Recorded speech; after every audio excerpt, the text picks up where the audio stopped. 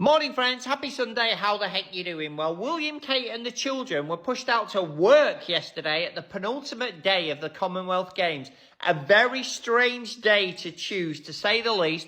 But remember, we know William and Kate from the Royal Rota have been confirmed as having crisis talks over Meghan and Harry's successful visit to the UK. Those crisis talks probably told them you need to get out more and you need to work. The PR from the public is that you're always on holiday. So this is no doubt why they were there. Why did they go to the day before the games close? And why did they go and see a netball match, one of the shortest events in the whole of the Commonwealth Games? Well, they chose the shortest event in the whole of the Commonwealth Games and to go the day before the close because it allows them to show up and take the glory with doing the minimum amount of work. My hacks on the ground told me they were there on site for less than an hour and 45 minutes. And this will be classed in the Royal Diary as a full work day. Why didn't they go to the opening ceremony to put the focus on the Commonwealth Games to drive ticket sales and help make it a financial success? Why didn't they go to the full closing ceremony to celebrate what a brilliant success the Commonwealth Games have been? Because, dear reader, there's a playbook here. They take the maximum that they can and give back the minimum that they are allowed to get away with. And yesterday, the miserable faces, and I'll say it again for the royalists in the comments, I watched extensive video of yesterday, everything on numerous TV channels, and the children did not smile once. This pantomime is what the UK is paying for. This family brings shame through their work-shy efforts and scandal from people like Andrew and William taking cash in a suitcase.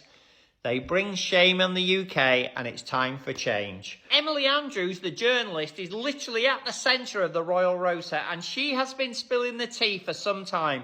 Prince William and Kate Middleton crisis talks after Harry and Meghan's triumph. And the triumph, obviously, was their visit to the UK, keeping themselves away from the world's international media and obviously showing their own version of their trip, their events, their holiday with their children on Meghan's Instagram reels. And there's no doubt that Harry and Meghan's trip was a massive success without the support or love of the non-working parasitic royal family.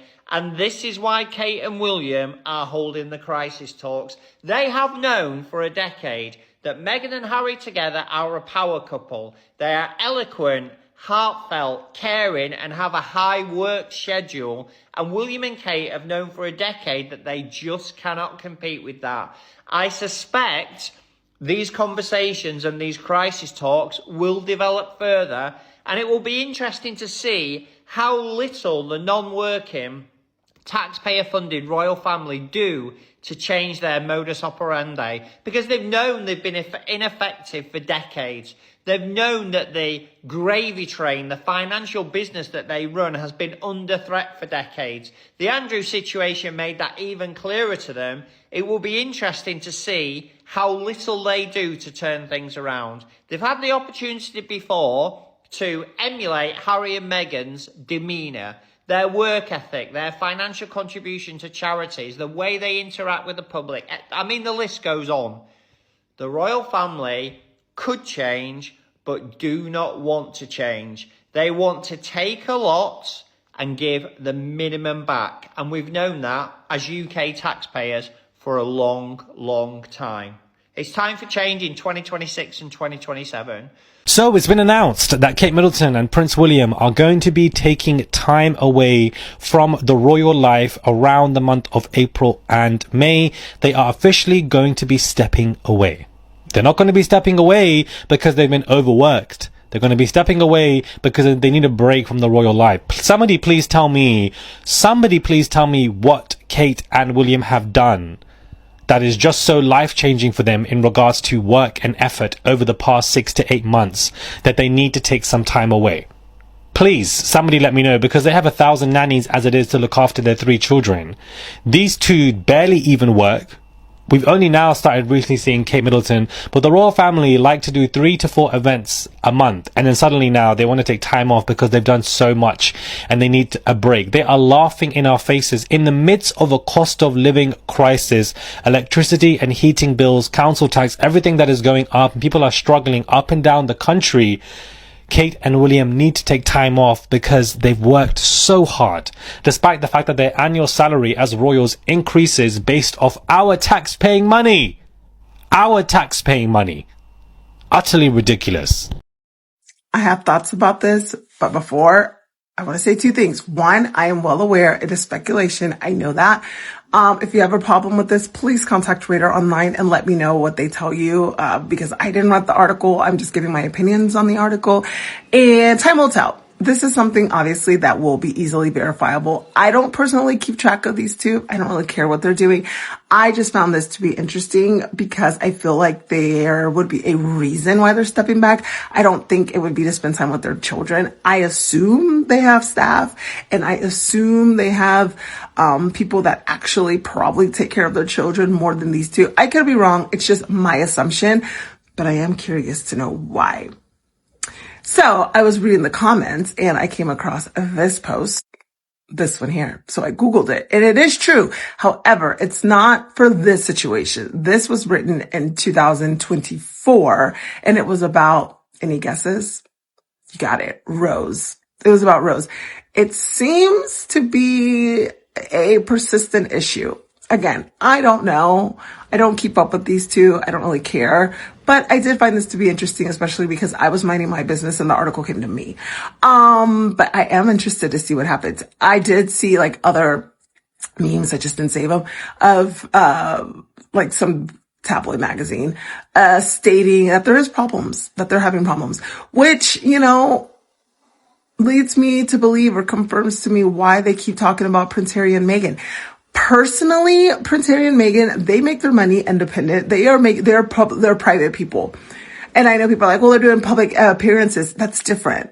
They're not making their money from the township the way that William and Kate are. And I personally believe that if you accumulate wealth, if you are living off the people, your personal life, in my opinion, is very limited. That's just the way that I personally see it. It's just like when celebrities are dating someone new and all they want to do is talk about the person, or even look people you know in your day-to-day life on social media, and they're posting about their new relationship day and night, 24/7. They're shoving it in your face, and then they break up, and then you ask, oh, whatever happened to so-and-so? And they're like, well, I just want privacy. Celebrities do this all the time. I just want privacy. Well, then you probably should have kept that relationship private. That's how I see it, especially when it's a 24-hour thing. With these 2, they make their money off the public. And who knows, allegedly, there's been those rumors that Willie stepped out on Kate with Rose. Yeah, and if people are asking, I think the people deserve to know if you're paying their bills, but that's just my opinion. So obviously this will be easily to verify as the summer's months approach us, to see if they're still working or if they really do step back. I don't know. I personally think that this monarchy it's going down south fast. But again, that's just my opinion. I just saw this article and I thought it was very interesting, especially because today I checked the Daily Mail and sure enough, they're talking about how Meghan went to the Netflix thing and it was a bust. Like, no, it wasn't. But it would make sense why they're talking about that, but not talking about this. We'll see. All right, squatties. Could somebody explain this to me, because I'm genuinely confused. Harry and Meghan do something positive, and somehow the headline becomes, what does William think? What does Kate think? Crisis talks. Hold on. I thought Harry and Meghan left. Wasn't that the whole point? So why does every Sussex success suddenly become a palace emergency? That's the part that doesn't add up. It's almost like the tabloids can't tell a Harry and Meghan story without dragging William and Kate into it. Why? Because deep down they know one thing. Harry and Meghan still drive the conversation. Think about it. Harry and Meghan aren't waking up every morning asking, how do we compete with the palace today? They're busy building their own lives. They're creating projects. They're signing deals. They're showing up at events. They're growing their brand. They're moving. They're working. Meanwhile, every time they make a move, somebody in the UK media starts acting like Buckingham Palace has called an emergency staff meeting. Come on. It's giving, your ex is doing well, and now everybody in the group chat is overthinking it. That's exactly what it feels like. Here's what regular people see. When you've truly moved on with your life, you're focused on your own lane. You're not constantly checking what your old job, your old school, or your ex is doing every 5 minutes. You keep pushing forward. That's what Harry and Meghan have been doing. They're not spending their time trying to prove anything. They're simply living. And somehow, that alone keeps making headlines. Now ask yourself this. If Harry and Meghan were really as irrelevant as some commentators keep claiming, why does every achievement end with the palace being mentioned? You don't compare yourself to people who don't matter. You compare yourself to people who are still setting the standard. That's why these headlines are so funny. Without even realizing it, they're admitting Harry and Meghan still have influence. Otherwise, there'd be nothing to react to, nothing to panic about, nothing to hold crisis talks over. The media keeps trying to sell this idea that Harry and Meghan are yesterday's news, then turns around and makes them the center of today's story. You can't have it both ways. Pick a lane. And here's the biggest lesson in all of this. Harry and Meghan aren't trying to rebuild the old royal playbook. They're writing a completely different one. They're building careers outside palace walls. They're creating opportunities on their own terms. They're proving that life after the monarchy doesn't have to be about looking back. It can be about building something new. That's why people keep paying attention. Not because they're chasing the palace, but because they stopped chasing it a long time ago. The irony is priceless. The more Harry and Meghan focus on their own future, the more the headlines keep pulling the palace back into their story. That tells you everything you need to know about who's really driving the conversation. Harry and Meghan left the institution years ago, but somehow the institution and the tabloids covering it still can't seem to leave Harry and Meghan behind. Look, I gotta keep it real. If I called my boss tomorrow and said, "Hey, I need a 3-month sabbatical to focus on my marriage and cut 2 ribbons in July," my desk would be packed in a trash bag before I even hung up the phone. Yet somehow, Big Will and Kate are out here acting like waving at a crowd for 40 minutes a week is equivalent to working a double shift at a steel mill. Let's look at the math here. Regular folks are pulling 40+ hours, dealing with terrible bosses, paying absurd rent, and trying to stretch a pack of chicken breasts across 4 dinners. Meanwhile, these two sign off on a Tuesday, take 3 weeks off for school holiday bonding, and the tabloid headlines act like they just pulled an all-nighter fixing the economy. What workload are they resting from? Monday, shook hands with a mayor, needed a nap. Wednesday, smiled at a dog, time for a month off in Mystique. Friday, wore an ice coat, work-life balance achieved. Every single time the pressure turns up even a little bit, out comes the official palace statement. The Duke and Duchess are stepping back to prioritize family.